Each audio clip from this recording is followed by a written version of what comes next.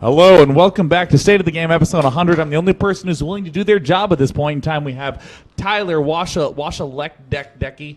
We got JP McDaniel. It's Slekshneksky. We have Tyler Stemkowski to my left. We have JP's McDaniels. This is where we cast SE2L. Don't break it. And Jeffrey with a J Robinson down at the far end. JP, it's all you. I just stepped on something. Hopefully that didn't kill the cast. So we got commercials done. I'm proud of that. We're back here in hour 3. We'll probably take 1 or 2 calls and we'll close the show out. Let's leave it an unopened story. If we're having fun, let's go a little bit bonus time. Encore even. I told you you'd do this. I knew you'd do that. I actually feel the same way, though. I think things are going well. Things are going well. Let's keep taking calls. I mean... 1 or 2 more calls, are you serious, for episode 100? Yeah, this kid, he's like...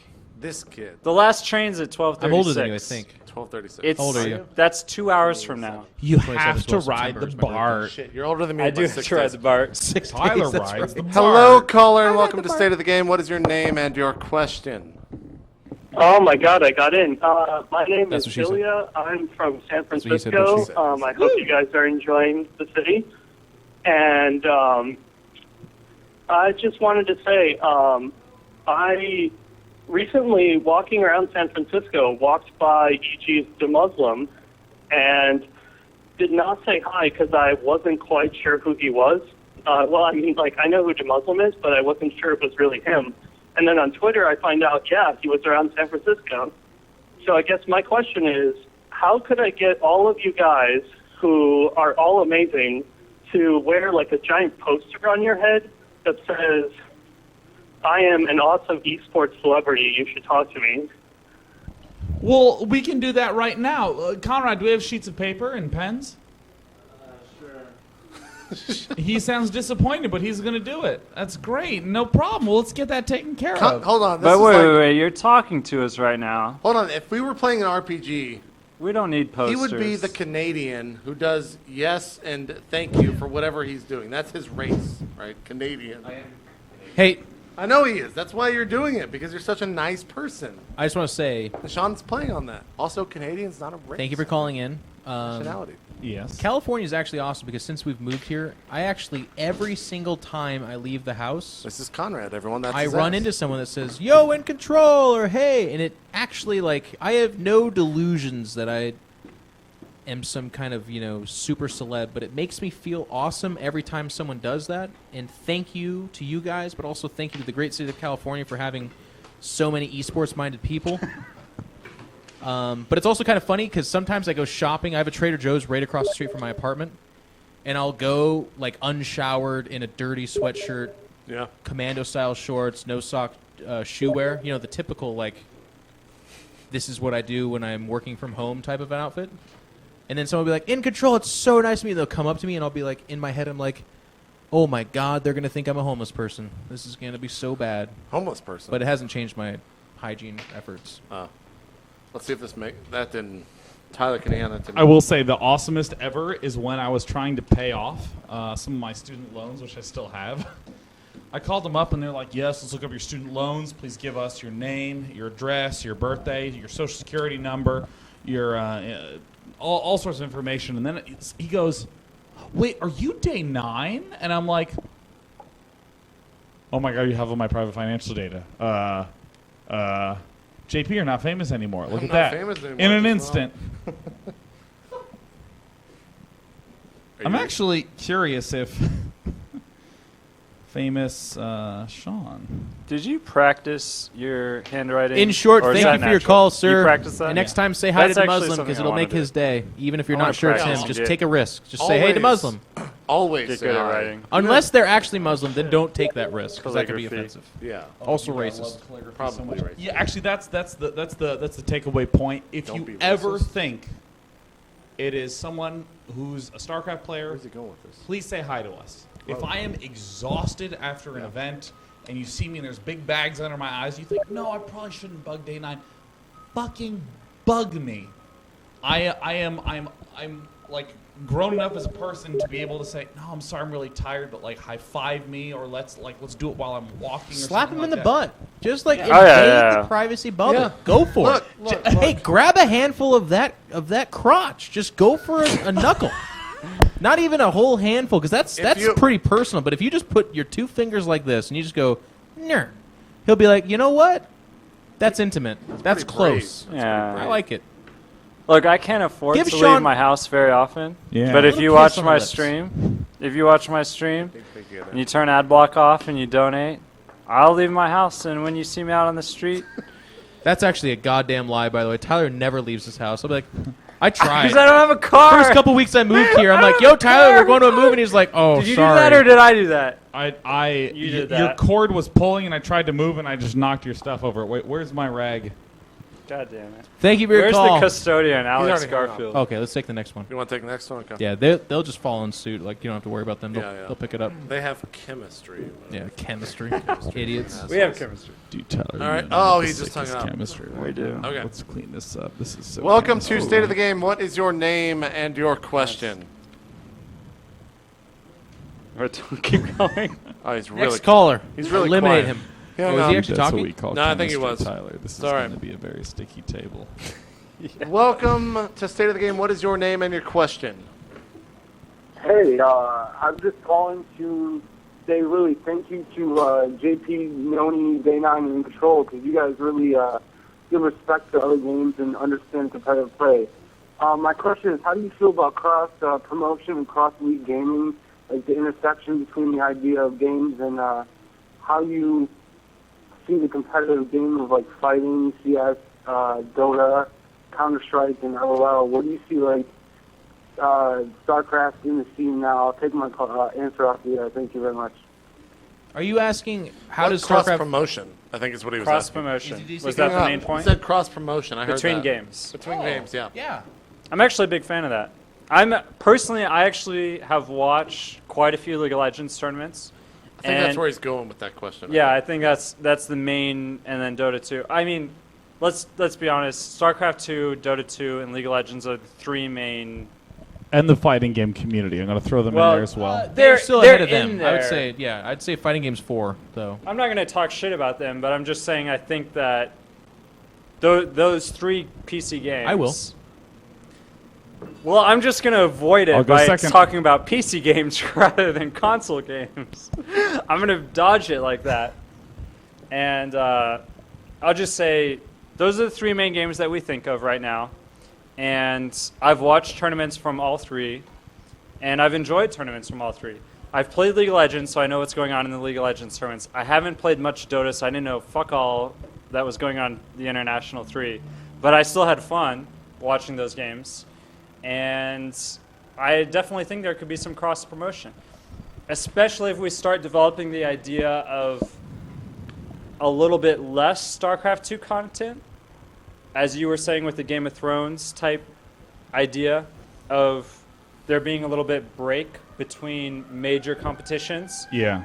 Then maybe you watch another game. FGC's fucking pissed. They don't like what you said. I lost my name. But yeah, Mike Ross I is think on the cross way. promotion would be great. I like it.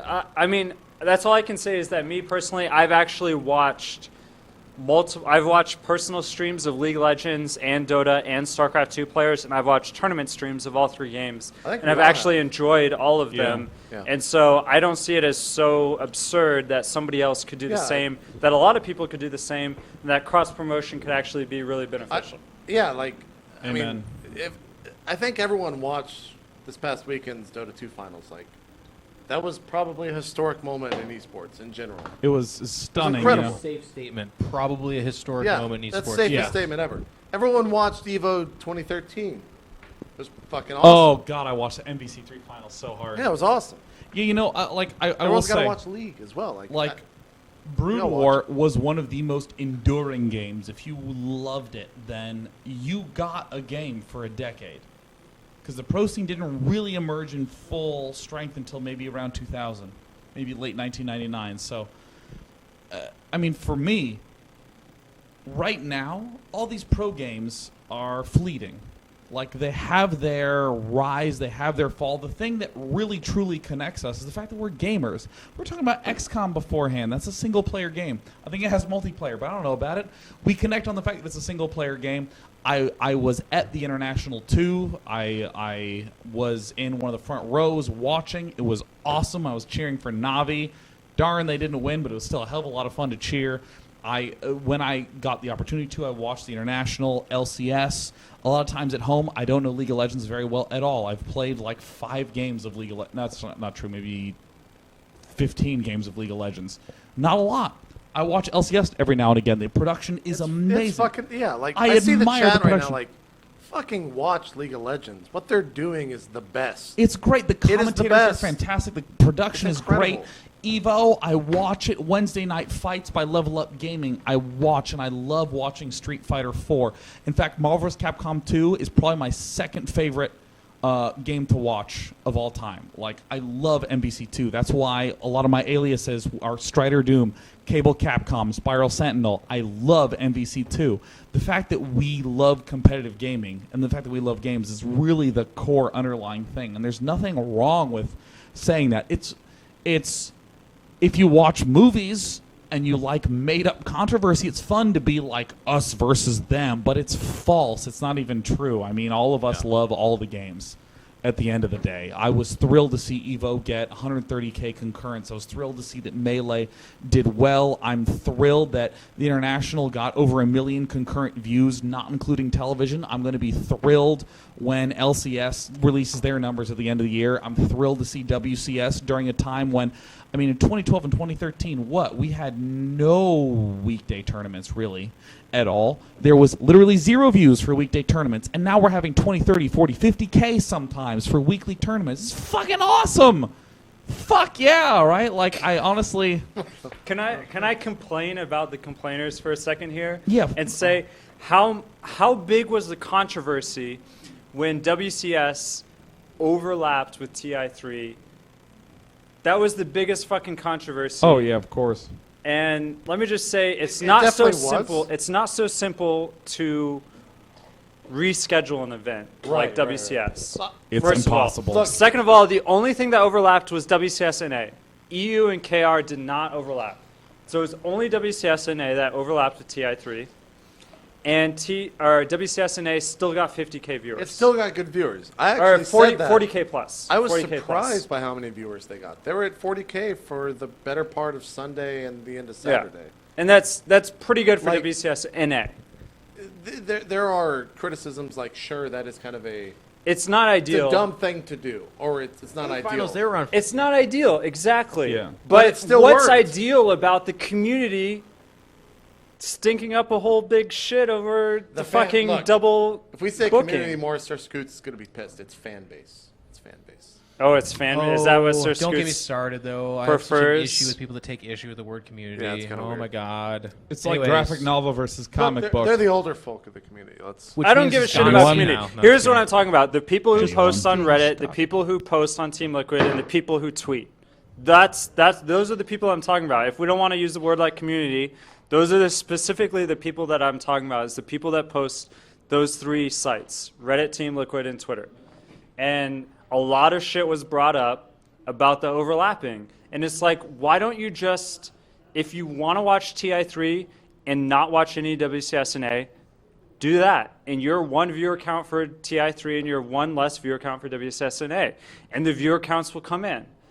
Just, that's your fucking vote. The viewer, the stats will show it, right? Yeah. But the stats actually showed that it did okay.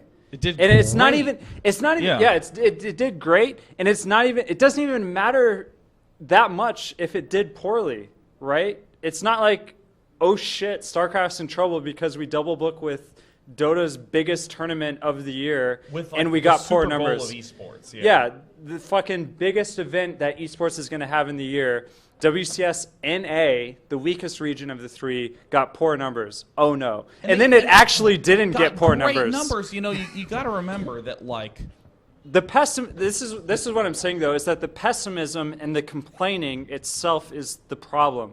That Amen. kind of environment is a poor place to just live in, because the people who have a passion for StarCraft as an esport live in this environment, okay? They live in this environment. And when you stink it up with your pessimism and you're like, I don't know, like it's the end of the Stinking world, up it's the the place? apocalypse, that Yeah, kind yeah. of shit, like that's not a do you good mean, like, place the- to live in, and you're making people not want to live in it anymore. Yeah. But Oh. it's actually not that bad. Why don't you just play your part and see how things turn out, right? Instead of just being a huge pessimist. Like, you're not actually improving anything by saying, oh shit, it's really bad that it's double booked. As if Blizzard doesn't know that. As if Blizzard doesn't fucking know that it's bad to double book with TI3. You're going to make a post on Reddit that gets upvoted to 1,000+ votes and be like, oh shit, it's bad that we yeah. double book with TI3. Like Let's Blizzard's Blizzard sitting know there- that. Like Blizzard's in a room going, no, it's great to double book with TI3. Why would we not want to do that? It seems great. I'm Like, just saying, how would that happen? That would never Yeah. happen. Like, I'm just saying, the best thing you can do is just put in as much positivity and productivity out there as you can. And if you want to make a criticism, think for a second if the people you're criticizing might have already thought of it. Sure. And if they have already Yeah. thought of it, just don't say it, because this is the hard world we're living. It's competitive, and esports isn't the most easy industry to succeed in. So when a tournament doesn't have the perfect conditions, just think that maybe it's not because the people that are running it are incompetent. Maybe it's because shit's pretty fucking hard. And the best thing you can do as a community member, especially an outspoken community member, is to be positive and productive. That's just what I would like to see. This is a hilarious bucket of gargantuan shit. I have seen you tweet and post scathing criticisms of numerous things, and you're going to sit here and tell me that there's no space for criticism. Is that what you're saying? stand with me, Tyler. Tyler? I'm How much alcohol did you consume to This believe is- your own shit right now? Is I what I need to believe- ask you. What is that? Let me just say this, that and this is going to be a terrible thing to say, and a bunch of people are going to get pissed off. Well, at you've me been doing that for a instantly. while now, so it's fine. Go ahead. A bunch of people. Yeah, I'm going to say it. Of course, I'm. gonna say it. It's fucking State of the Game 100. Step back! You think I'm not going to say I something asked. that are going to make people pissed off at me? I ask. Let's go ahead. I feel like I'm in a privileged position so that when I say a criticism, important people will actually take it seriously. When a fucking random member of the community says something, it doesn't matter. And I hate to be that asshole that points that out, but that's just the way it is. That if I say to somebody who at least I've met and have a personal relationship, and the public won't know that, but if I say something publicly and I sort of bank upon the fact that I have a personal relationship with this person, or at least I know that they respect me in some sense, then I feel like when I say a criticism, it's actually with the goal of being productive, with the goal of making a change. But what I'm criticizing of the community is negativity that has no hope of being productive. They take up absolutely hopeless causes. They want to get like incensed with their anger and their fucking pitchforks, which is what we've been saying for 3 years now, is their pitchforks. Yeah. They want to pick up their pitchforks because they take up a cause. They know something is shitty right now in the way that things are, but they don't have a solution. They're just happy to say that this thing is shitty. And you know what's terrifying is that what you say becomes true. One of the worst periods of my life, literally, was when I've done 620 episodes of The Daily. Okay, I've shown up 620 nights and then a show alone in my room, not including tournaments or anything at all. And there was a period, one of the worst periods of my life, when I couldn't get access to replays. I just couldn't. I had no tournament replays, no pro replays. I was messaging a couple of friends who were pros on my Skype list who would say, "Oh, no, sorry, I don't have any games." So but like, I'm not going to not do a show. I'm not going to be like, "Sorry guys, couldn't find games, screw you." Like, okay, I got to do the show. And it was scary because what people said started to become reality in people's minds. People started to say things like, "Oh, he's dumbing down his content because he thinks that it will appeal to newbies." And I'm like, no, I'm not trying to do that. I just don't have a good game, and there's not that much value in this game. And this went on for maybe 50, 60, 70 episodes.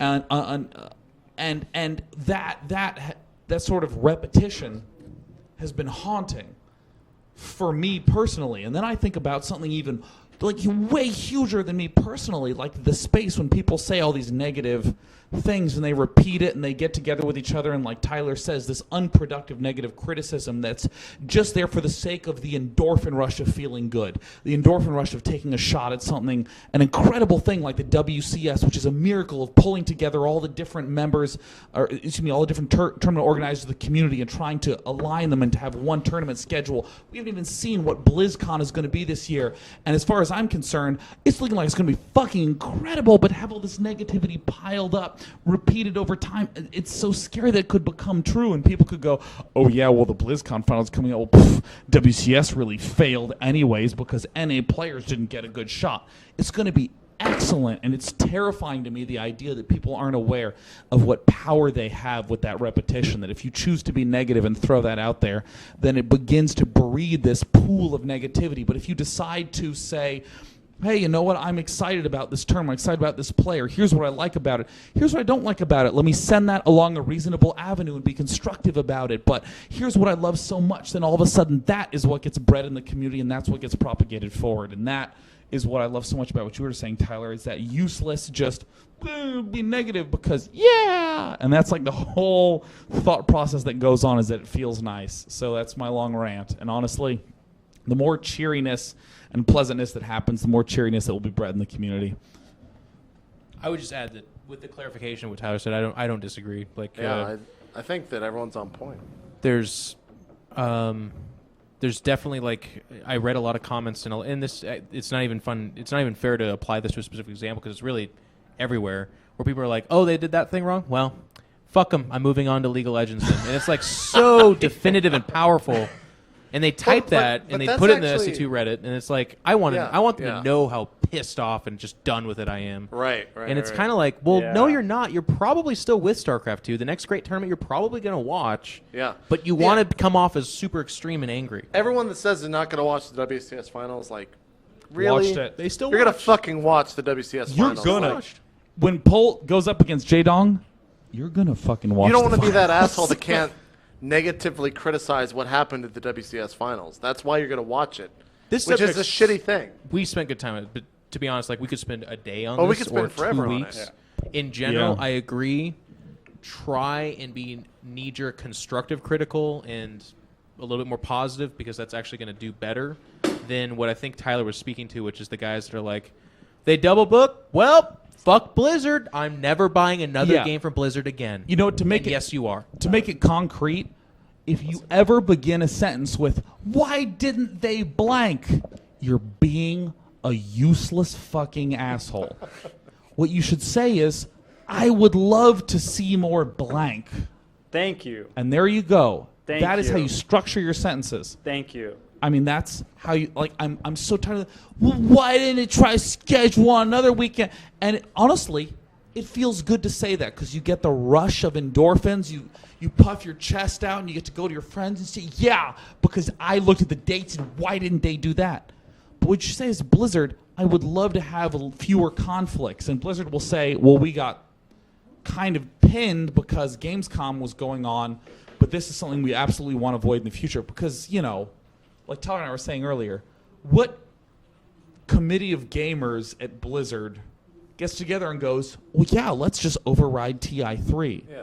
That seems like a great idea because we don't watch it.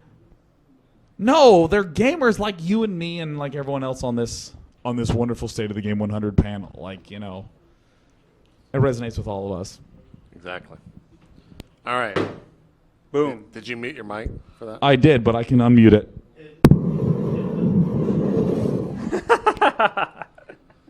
Boom. That noise brought to you by day9.tv. I want to Well thank done. Hold on, my I can't hear panel you. for Okay, kind there of we go. backing me up here. Sean for backing me up, Jeff and JP for backing me up. Good discussion. Good discussion. Thank you. Good shit, you know? And it was decided. All right, next caller. Next caller. I feel so bad. This guy's called in 8 times. And Well, give we're him another just shot. missing this call. Here we go. Trying to- Here it is. Welcome, caller to State of the Game. What is your name and your question? Hey, my name's Chris. And I want to thank all of you for putting on an awesome show and adding to esports every day, something I'm very passionate about. And I was wondering, all this talk about negativity in the community and the sky is falling and everything's going bad. Just in the past few months, what have been some of your favorite moments in esports? Mine, for example, was waking up on Saturday morning to watch the Korean finals and then watch the Europe finals and then watch the North American finals. It was awesome. So I was wondering, what are some of your favorite moments in esports? Thanks. I'll hang up the line. Great question. Thank you, Chris. Great question. Best question thus far and away. That's a really good question, actually. Tyler. I love that. Go ahead, answer. I only have ice. I'll drink. Fuck, why are we taking shots? Sean, you want to start us off? Yeah, sure. Sean, go ahead. What did I just drink? My favorite was, as Jeff was alluding to earlier, I have a really bad habit of overbooking myself. I'm on air like 20 hours a week minimum, not including if I have like a weekend to do.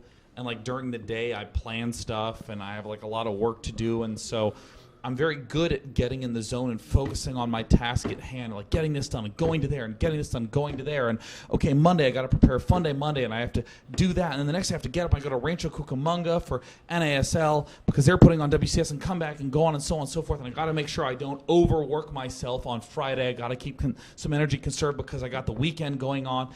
And it's very easy for me to get tunnel vision. And that was one of the sweetest things when I knew kind of vaguely what the matchups were. But I remember I woke up Saturday morning for WCS NA Season 1, and Mr. Bitter, who did an amazing job like helping to organize and coordinate so much of the WCS season, was talking to me about, okay, you're going to cast this match, and here's what we're thinking. I woke up that morning. I remember, like any nerd, I got out of bed wearing almost nothing and sat down at my computer because you don't get dressed for like 3 or 4 hours. Yeah. First, you got to sit down, like, mostly naked at your computer and check Liquipedia. You got to see what's going on Team Liquid and Reddit. And I looked at the matchups, and I was like, oh, my God, those are the matchups for WCSNA? Oh, my God, and I can actually stand behind those players this afternoon and watch them play. And I remember I was so excited to drive there. And I remember the 10 highway was shut down, and I couldn't even drive along it to get to Santa Monica to Red Bull headquarters. And I remember being like, oh, God, okay, let me get on Olympic and take that down to try to get to Red Bull. And I was so excited. And then when I went there, one of the first matches was Jaedong versus Jim. Actually, I think it was the first match. Is that right? I want to say yeah, because it's Jaedong, Jim, and then someone, and then Teja Mock said, look, I'm fucking right, okay? We'll allow it. Yeah, and then I remember I was like, oh, my God. Because Jaedong, like Tyler, is like probably top 3 favorite pro gamers of all time. And I'm only saying that because I can't think of another one right now. And I was so excited to watch that play. And I remember clutching up whenever Jaedong would lose and whenever he'd win, I would scream, raise your dongers, which is like not okay to say in front of a lot of people, but I did. And I was like just getting so excited and into it. And I was just like, for a moment, I forgot that I actually had to work. For probably 2 or 3 hours, I forgot that this was like what I had to do and I had to dedicate, and I just got to be a fan. And it was one of the most awesome experiences to like just see that, and especially because, you know, I knew that in the back of my head, I'm like, yeah, there's a lot of controversy. People are saying like, oh, WCS NA, where's the North American players? And I was like, fuck this shit, man. PVZ between Jim and Jaedong, who are both, Jim's playing a weird style and Jaedong's playing a weirder style. It was sublime. It was one of the happiest I've ever been watching StarCraft. We're gonna go down the line. Tyler, you go. I'm gonna listen on my phone, but I gotta go to the restroom. Okay. All right. I'll host. You go, Jeff will Tyler. host. Okay. He's hosted before. Jeff is the new host. Jeff's All the new right. host. I'll be right back.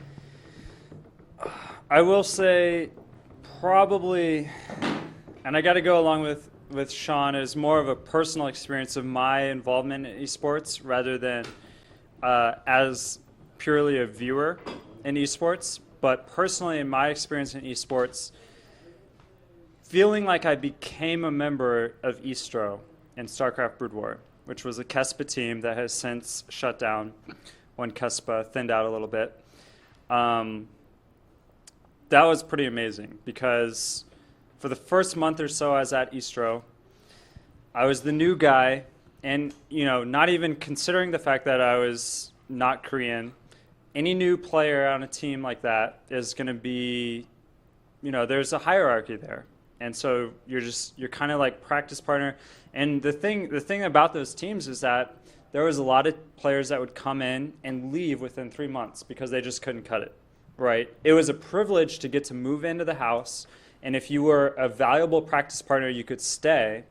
And there were constant ranking tournaments going on, that kind of thing. And if you could prove yourself, you could stay and maybe get to the point where you join the A team, where you have a chance of playing in a tournament and playing in a televised match. And Tyler, if you could just talk a little bit about the hours in that, because I think a lot of people might be unfamiliar with that. Yeah, the hours, by the way, I was practicing minimum 12 and a half hours a day. Minimum 12 and a half hours a day. And let me just say, before I moved to Korea, I was practicing about 6 to 7 hours a day because I was successful at that amount. That's the amount that felt good, and I didn't want to break something that was working. Well, that was a lot, by the way, for Brood War. For That was foreigners. actually, that was a lot for That was Brood a War. lot. People talk about in StarCraft 2, like everyone trains 10 hours a day, but actually Yeah. in Brood War, we were all students or we were working jobs because we didn't make money through Brood War, so that's a lot of time, actually. So anyway, I moved to Korea. I moved into the Eastro house, and I don't think I could really fit in until I started to prove my skill, right? That's the way that you're going to fit in that kind of scene. You don't want to be the privileged kid that's there because he's white, that's there because he's not Korean. And I didn't do that until I played Courage Tournament, because my practice was tough. First of all, I was jet lagged to hell. And before I even went there, I couldn't practice because I was traveling and getting ready to move to a different fucking country around the world. I was not practicing for at least like a week. And so I didn't practice for a week, and then I was jet lagged. And then I had to start practicing twice as much per day as I was used to. I have to interject and note that in Brood War, you were not permitted to compete in the major tournaments until you had a pro gaming license. And you received a pro gaming license by entering what was called a Courage Tournament. In a Courage Tournament, the winner and the winner alone would receive a pro gaming a pro gaming license. So this was the best of the best of the best of the best, playing once a month for one new license. So after a month of living there, and a month of practicing, and a month of trying to get used to the schedule, which I absolutely had not gotten used to the schedule after a month, I played my first Courage Tournament. And this was to get my license and to really prove myself. And I had formed some good relationships with some of the players there, and it was nice and it was good, and they were supportive of me. I was nice to them. I tried to help them in their practice, and they tried to help me in my practice. And it was going okay, but I hadn't proved myself yet. I hadn't really been accepted yet.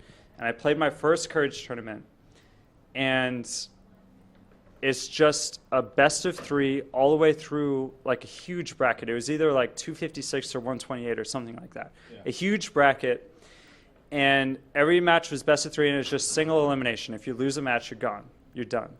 And you have to get first place. You have to win the whole thing to get a license.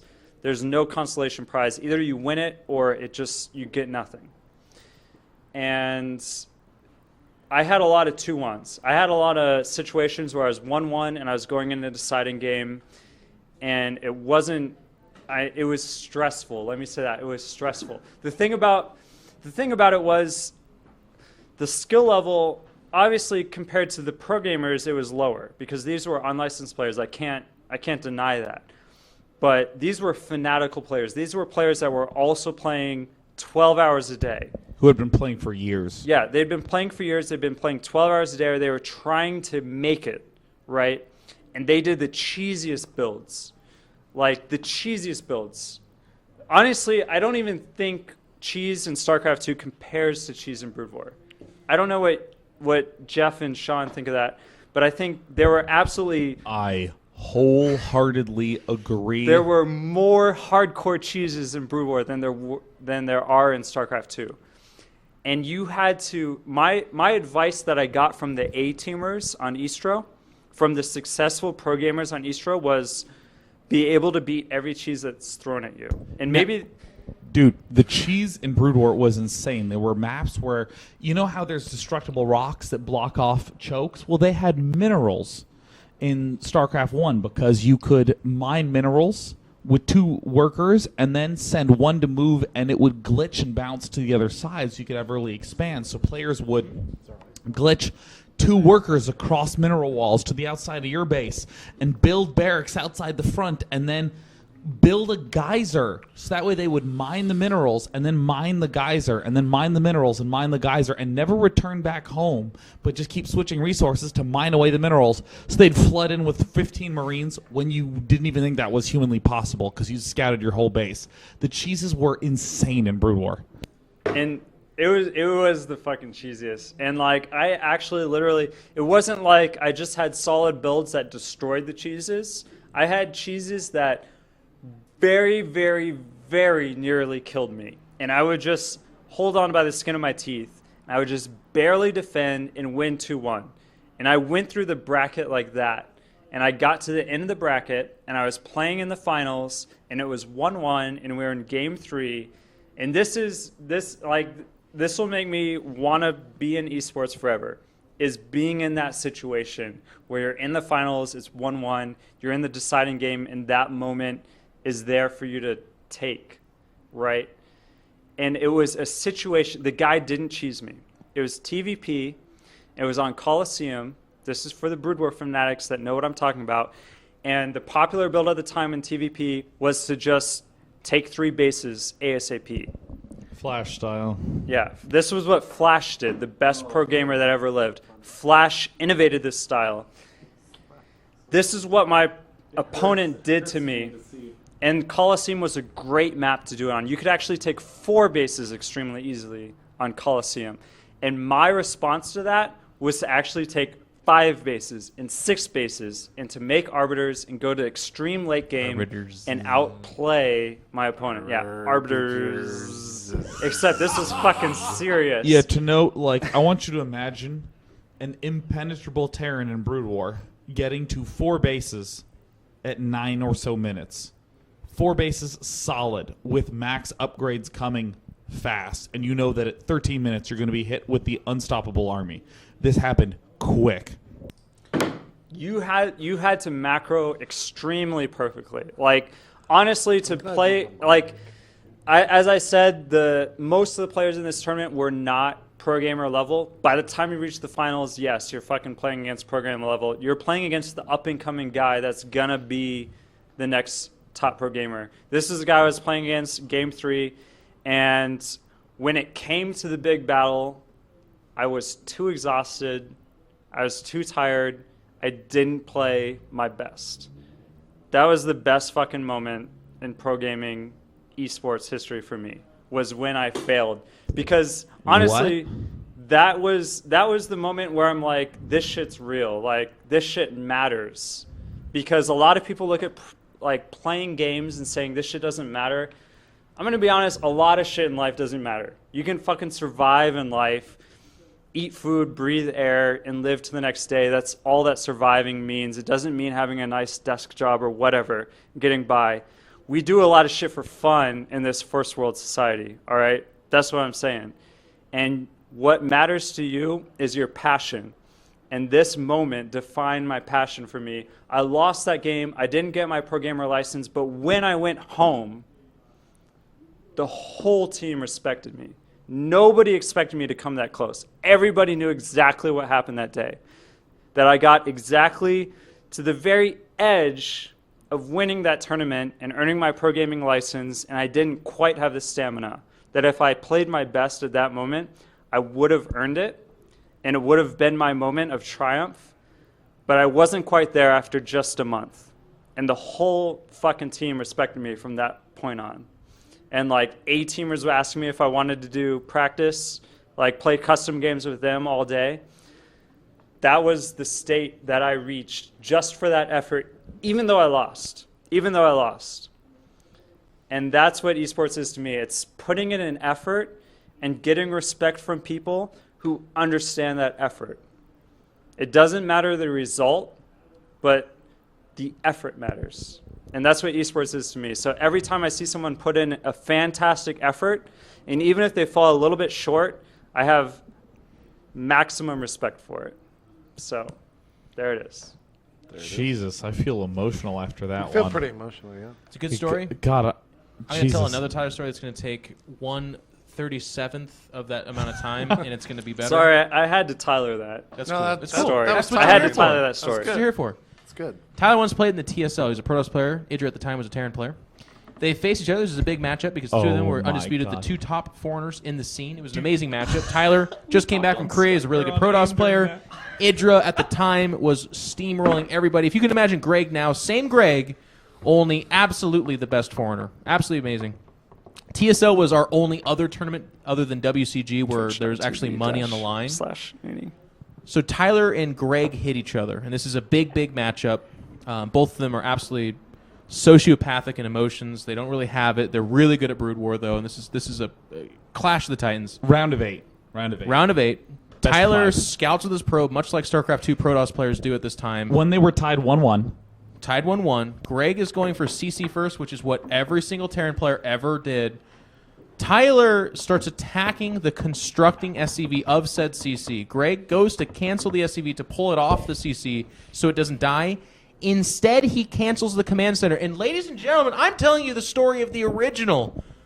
Greg Idra Fields rage quit. He Okay. actually canceled the CC and then left the game. Yeah, to note, the hotkey in StarCraft 2 to cancel building is T. The hotkey to cancel a worker to halt it from building so that it can be resumed later is escape. The hotkey to click on a building and to completely delete and kill the building is escape. So if you miss and hit escape, dead building.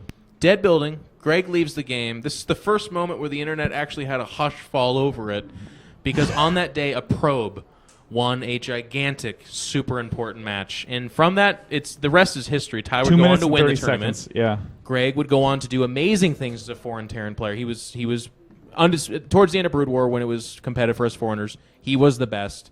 But this was a tournament that would haunt him because he was supposed to win easily, but instead Tyler upset him with a fucking probe. Good story. Yeah. I remember that because 3 weeks later, I think StarCraft 2 beta started. Like 2 weeks later. It was pretty close. There was another TSL where it wasn't Was that it one. really another TSL? Yeah, before that? there's been 4. One was StarCraft 2. 3 were Brood War, if I remember correctly. But it killed me. Yeah, it was smart gaming. You guys should be. They're having an using off mic moment. Hello, JP, we're what's your back. favorite esports moment for you? Oh, wait, I wait. think the question, by the way, is the last 4 months. Tyler What? took it outside that, but it was a good Sure, story, yeah. so go ahead. I mean, I think I can maybe hopefully I can stick through this, but I think every state of the game, I fucking hated doing the show for the longest time. And then I would do the show, and I fucking loved the show again until the next Thursday came Yep. where I had to record it, and I had to plan it.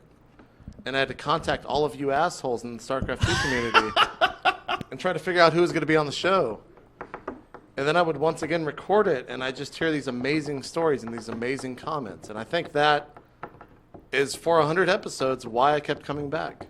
Cheers That's to as 100 simple as that. episodes. I have and to the only great ice in stories. here, but cheers. Cheers. Get over here, JP. Are we actually Cheers clashing? me. Yeah. All right, here. Don't spill it. Don't spill it. Can't reach that far. Oh, whatever. Okay, so for me, in the last 4 months, I Wait, I thought experienced... that was your answer that you just answered. No, that was just a better story than what he told. Oh, it was a better story. Um, Okay. Just kidding. Your story was awesome. It's okay. Jeff's a great storyteller too. So for me, I actually experienced something really awesome. If you were to actually expand this outside of 4 months, I would still revisit DreamHack. But I was actually at DreamHack Summer when show and life were clashing. And I got to... There's so many props to be given at this time. But I'll tell you, to be there, to be present for the atmosphere and the feeling, which was... There was just this sense of, show, like... Congrats making this far, man. That's awesome. But everyone was like, no, you're fucking dead. Like, there's no question. The commentators, we were laughing. We're like, all right, is this going to be in 10 minutes or 15? The audience, like, when they're like, your final suite. Like, I got to do it, so I know it. I was out on the stage. I'm like, show. And they're like, show. Good job, man. Like, good job. But if it's Thorazane or Naniwa, the place is booming because they have faith. They believe in it. But when show walked out there, nobody, even the home audience, the Swedes, as awesome as they are, they knew that show was meat on a platter. One person in that place believed it. Absolutely one person, and that was show. He actually walked out with a smile on his face, and he said, I'm going to win. He said, I know I'm going to do it. It's true. And I mean, in my head, I'm as the host going, you fucking idiot. Yeah. Like, you Well, don't everyone- stand a chance. And everyone else. thought Yeah, that. I mean, Yeah. there's so many people that do that. They're just like, I want to look cool. I'm going to 3-0, and they just Right. get wrecked. You should believe in yourself. But I agreed. Like Yeah. that. It's Never it's usually talk like shit a- about arrogance. Right. So So pro anyways, gamers should be confident in their show victory. goes in the booth. They start playing these games out, and the energy, the tension, and the slow rumbling feel of the audience starting to be like, wait a second. And this all culminated on the Star Station game where it's 1-1 apiece. Like he somehow got there. That in and of itself was amazing. They won a game, but game 3. He's actually dominating. He's actually monster moding on life. He's pushing up at the 12 o'clock third base. He's crushing armies. He's splitting well. Everyone's like, we're moments away from this. But then life started to do what life always does, and that is just win anyways. Like he starts to hit the Banelings. The Mulas are counterattacking. Show's team starts to crumble. His rally attacks are getting ran down in the mid-map. And everyone's like, oh, it's actually happening. But then he just kind of rallied back and started push back. And to be at the epicenter of that moment, to feel the Swedish audience, which I still say is one of the most informed, enthusiastic, and awesome audiences to stand in front of, to feel Show get rushed by his team because he just beat one of the top 3 players at the time. Life was one of the top 3 players in the entire planet. Sure. He beat him in a best of 3 in a meaningful offline match on stage at DreamHack. It's a cheater moment. I've talked about this when Thorazane beat Polt to experience that because I didn't win that. I don't get to claim that right, but I was cheating because I was on that stage. So I felt the love and I felt the energy, and Show accomplished what he'll talk to his grandkids about that someday. He's going to look back and be like, let me tell you about this weird story you're probably not going to understand, but hopefully they will because esports is going to grow and go to good places. But on that day, Show overcame all the odds, and he believed in himself, and I was able to stand within close enough proximity that I felt it enough that it's changed my life forever, and that was just amazing moment. Absolutely. Best part about the moment is they didn't play Lose My Mind. We got a new trance song for StarCraft 2. Okay, I want to tell another story that was like, for me, it's to this day is probably the most impactful moment since StarCraft 2's release, which was the DreamHack Winter Finals between Liquid Hero and EG Puma, who had a legendary rivalry. They were showing up again and again deep in tournaments, and Hero was down and then pulled it back 3-3 and played a really close game on Antigua Shipyard 4-3.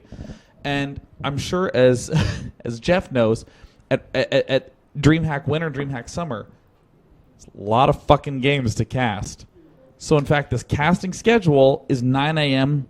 to a little after 1 a.m. scheduled for you with no breaks, right? It's like 9 to noon, 1 to 4, and then a brief break, and then through up to 7 for dinner, and then from like 8 to a little after midnight, right? It's just like this just packed schedule. And like the finals started at midnight, so I was like delirious out of my mind when the finals wrapped up. It was probably going to be around 2, and I had to leave at 3:30 for my flight. So I'm kind of like stressing out. I'm thinking about how tired I am. How do I summon the energy to be able to like do these like in between segments? How do I actually do the finals interview? Because my brother and Dan, Tastosis, was doing the finals, and I was going to be doing the final interview out on this pier in the middle. And I remember he won, and I was so excited because, I mean, I love Hero. He's one of my favorite players ever. And I was like, oh, shit. So I got to get up and I got to walk out to the pier. And I remember walking out there and seeing, like, TLO, like, rush past me. And all the Liquid players rushed past me in, like, total joy to, like, flood Hero's thing. And I remember getting in position and kind of being a little giddy that he'd actually won. And then Hero walks out. And if you watch Hero when he's in the booth, he always does a couple of things every single time when he loses. He'll sweep his bangs across like this. He'll just do this, and he'll do this with his hands where he'll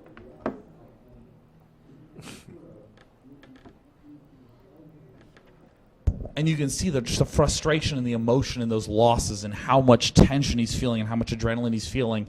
And I remember I was standing here, and like right now, the distance between me and Hero is the distance between me and Tyler. And I got to see him right there. And, you know, I had a program monitor that showed what was going on stream, and it showed the crowd with him at the middle, and it showed the cheering crowd clapping, and it showed him for a minute, and it showed his teammates cheering on. It captured all that moments. But for me, I was just looking at him and his whole body was shaking after this win. I saw tears welling up in his eyes, and he was covering his mouth and covering his eyes and like holding his face. He was just so shocked, and there was so much emotion in his body in that moment that like I started to cry right there just looking at him, just completely overcome, because it's a very weird feeling for any player who's been in that position. I know Tyler, Jeff, you've been in that position in competition when you get to the end and you've won and there's actually no next step. It wasn't a qualifier to get to the next stage. It was not the win in the semifinals to get to the finals. You won. You did it.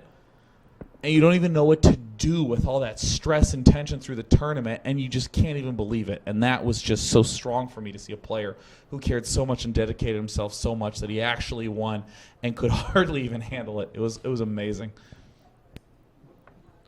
Well, Cheers to esports. cheers to esports. To esports. It's been a good year. Yep. Put some more water in here. I think with that, that's going to be the end of this. I'll go first because I don't know how long I'm going to be able to get through this. But, 100 episodes, we started this. I can't believe we made 100 episodes. It's really because of you three and Dan. We had our issues, but it's you too. So thank you to all of you. Cheers to that, buddy. To the dedication of the esports community, to showing up time and again. Because we love it, and that's what we do. And Let's do to some JP, shout outs. I'm going to give a shout out to JP, who I remember long ago, who messaged me with a very polite and formal email saying, hey, I would love to invite you to an MLG King of the Beta show match series. If you'd like to cast, it would be great. It would happen at this time. I'll take care of everything. All you're going to do is show up. And I was so impressed at the fact that you, JP, you were from the World of Warcraft community that had a little bit of negative stigma in the StarCraft community, and you just said, you know what, I'm just going to keep making shit. I'm just going to do these show matches, I'm going to do this podcast, and start up State of the Game, and there it was. Yeah, 100 episodes later. It's water, yeah. Yeah, it's water, sure. All right, let's do some shout outs. Sean, start it off. To the Day Knights for being so pleasant and encouraging and making chat a warm welcome in contrast to many other chat channels on Twitch. And, of course, to the support of my wonderful family who, for some reason, believed in this whole weird thing called esports. And without you, I would probably be working a desk job. So cheers. First of all, to JP, 100 episodes. I don't know how many I was in, but I was in a lot.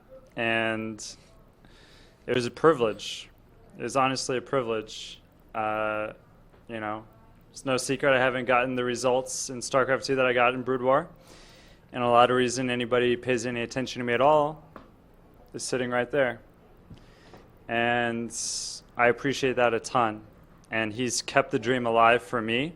I honestly believe if it wasn't for that man, dream might have died by now. And on that note, you can watch my stream. I got this guy. I got him. It's perfect timing. He didn't vomit. No, Perfect. It's perfect. Finish it out. Finish it out. Where can they watch it? Everybody's going to watch this stream. We have 10K plus viewers, whatever. I'm going to have 10K plus viewers next time I open my stream. Twitch.tv/NonY. NonY.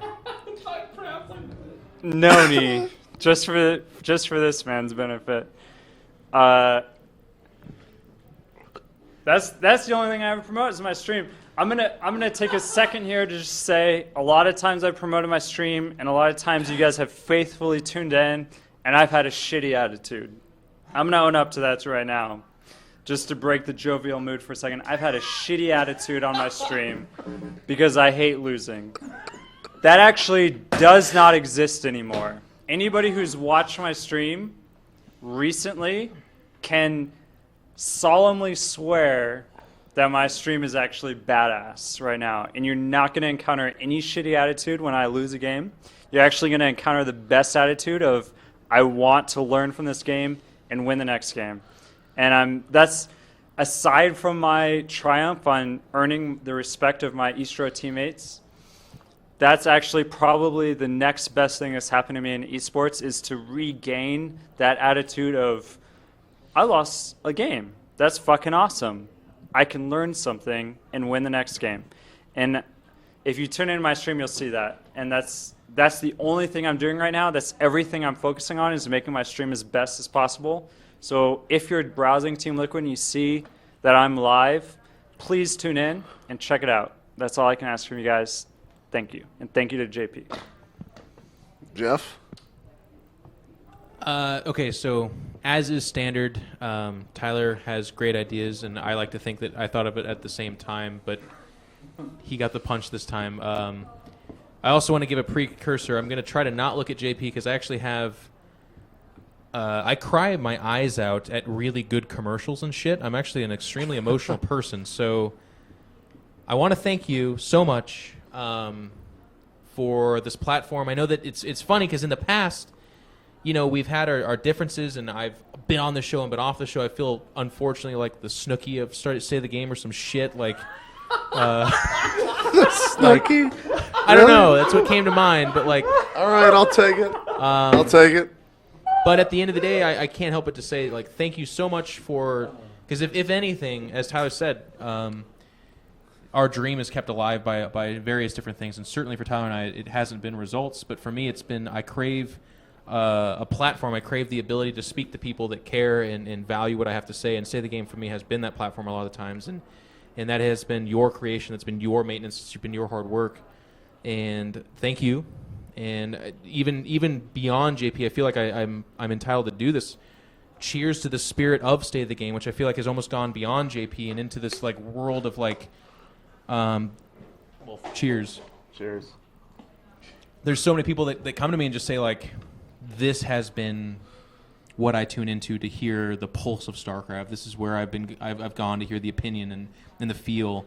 I don't play it anymore. I'm too busy. I have kids now, but this is where I go to count on that. And that is fucking magical. That is so cool that you created that, and to not only create that, but to share that with me and to incorporate me in that.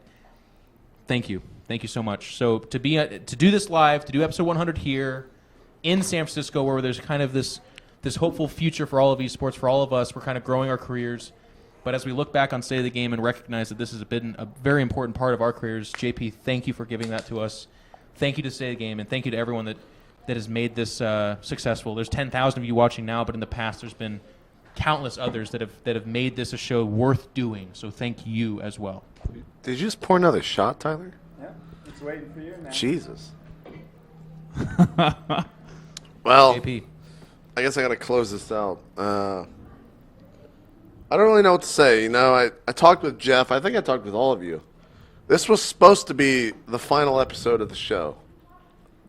And I thought about for a long time, you know, like, it's been a while since I watched StarCraft 2. It's been a while since I played StarCraft 2, except for the matches with you, of course, which were fun, by the way. Oh, God, it was good. It was good. But I just can't kill this show. It's what made my career. I think that we won't be weekly. I think that there's the Chan-Mans of the world, the climbing the ladders, and the metas of the world that... And the Inside the Games, of course, got to give it to TJ Wheat, that have kind of picked up from where State of the Game left off. But I think there will be more shows in the future. And I don't know if those will be once a month, once a quarter, once a year, but State of the Game's not dead. And I think that at the end of the day, the best thing that I can say is just thank you to everyone that's watched everything that's State of the Game, that's supported the show since day one. And a special thank you to all of the haters, because at the end of the day, you made the show better. You say the rudest things to me. You say the most obscene things to everyone in the community. But we read that shit at the end of the day, and we try to improve on it to make sure that you don't say it on Reddit or Twitter or wherever we read Team Liquid, wherever we read it. So I think with that, unless anyone else has anything else to say, we good? You got to take a shot off camera? I'm putting you on the spot now, Tyler. Take it right when the show ends. Right when the show ends. All When right. the show ends. So there you go. This has been State of the Game, episode 100. We'll see you in the future. Thank you for watching 100 episodes long. We're out. Cheers. Thank you, guys. Peace.